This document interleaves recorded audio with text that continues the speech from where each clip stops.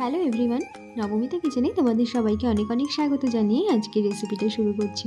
আজ আমি নিরামিষ বাঁধাকপির রেসিপি শেয়ার করব। বন্ধুরা, নিরামিষ হলেও এই পদ্ধতিতে বানালে কিন্তু স্বাদ হয় অতুলনীয়, তাই যে কোনো নিরামিষ দিনে তোমরা এটা একবার ট্রাই করে দেখতে পারো।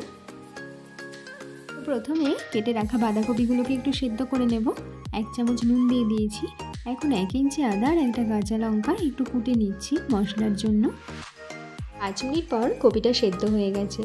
এভাবে সেদ্ধ করে নিলে কিন্তু রান্নাটা অনেক কম সময়ের মধ্যে তৈরি হয়ে যায়, আবার গ্যাস অম্বলের সমস্যাও কিন্তু কম হয়।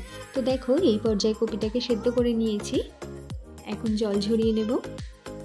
একটু মিডিয়াম সাইজের আলু আর একটা টমেটো কেটে নিয়েছি। আলুটাকে প্রথমে ভেজে নেব সামান্য নুন দিয়ে। ফোড়নের জন্য দিয়ে দিচ্ছি 1 চামচ গোটা জিরে আর কুটে রাখা আদা কাঁচা লঙ্কা। এখন 1 চামচ করে জিরে, ধনে, হলুদ, লাল লঙ্কার গুঁড়ো আর 1/2 চামচ নুন জলে গুলে একটা গুঁড়ো মশলার পেস্ট তৈরি করে নিচ্ছি।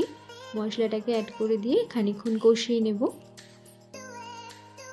মিডিয়াম ফ্লেমে মশলাটাকে কিন্তু খুব ভালো করে কষিয়ে নেব। মশলাটা যত ভালোভাবে কষবে রান্নার স্বাদ কিন্তু ততটাই ভালো আসবে। এখন কেটে রাখা টমেটোটাও অ্যাড করে দিয়েছি। আরও খানিকক্ষণ মশলাটাকে কষিয়ে নেব যতক্ষণ না টমেটোটা গলে যাচ্ছে।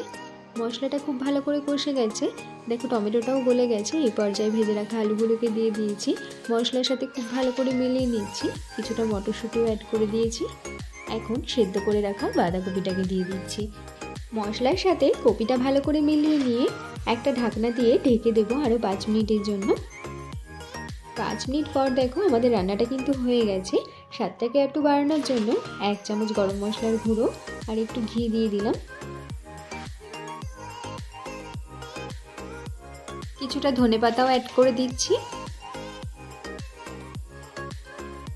গরম গরম রুটি, পরোটা বা ভাতের সাথে এই রেসিপিটা তোমরা ট্রাই করে দেখতে পারো।